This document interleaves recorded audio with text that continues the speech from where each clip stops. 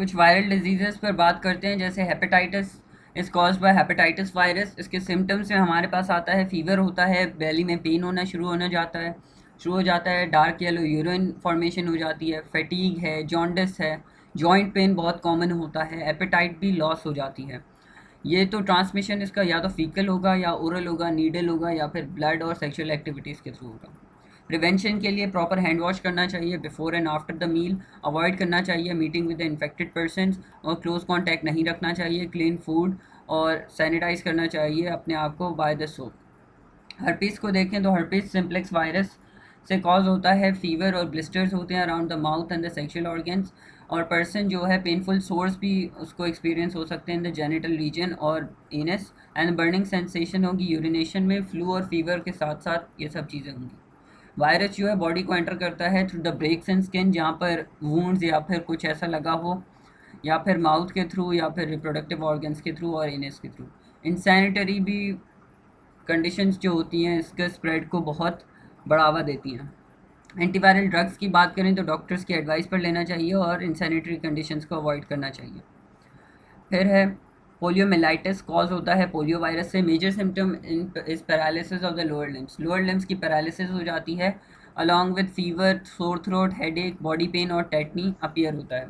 Usually ये transmit होता है थ्रू द कंटामिनेटेड वाटर और and food by the secretions. From the nose होता है, माउथ होता है, faeces of an infected person हो सकता है, और फीकल ओरल रूट के थ्रू विद पुअर सैनिटेशन। पहले ये तो एब्जॉर्ब होगा ब्लड के अंदर, फिर लिम्फेटिक सिस्टम में स्प्रेड हो जाएगा और थ्रू आउट द बॉडी ये स्टे करता है about 7 to 14 days। Disease it can only be held by prophylactically by vaccination. Prophylactically मतलब इसका मेजर प्रिवेंशन ही यही है कि वैक्सीनेशन और प्रॉपर सैनिटेशन से ही हो सकता है।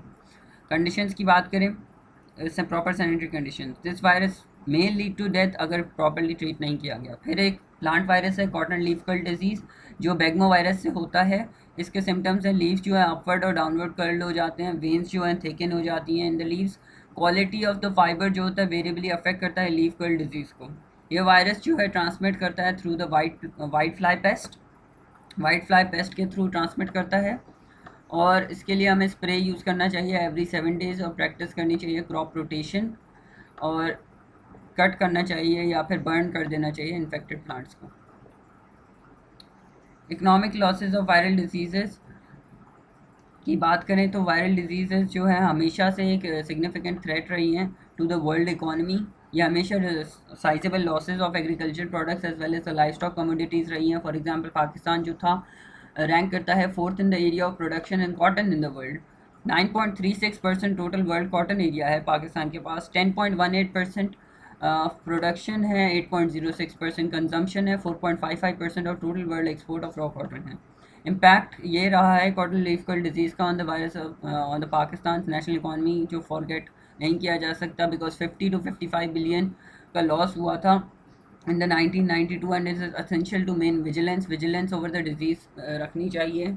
और सिमिलरली बर्ड फ्लू वायरस ने भी 700 से 800 मिलियन रुपीज़ का लॉस करवाया, और ये ह्यूज लॉसेस जब ही हुए जब वायरस अपनी पीक टाइम में आया। यहाँ तक हमारा होता है चैप्टर सब टॉपिक एंड। आगे प्रायॉन्स एंड वायरॉइड्स हम नेक्स्ट वीडियो में करेंगे। Like, comment, share and subscribe, और फीडबैक अपना कमेंट सेक्शन में डाल दें।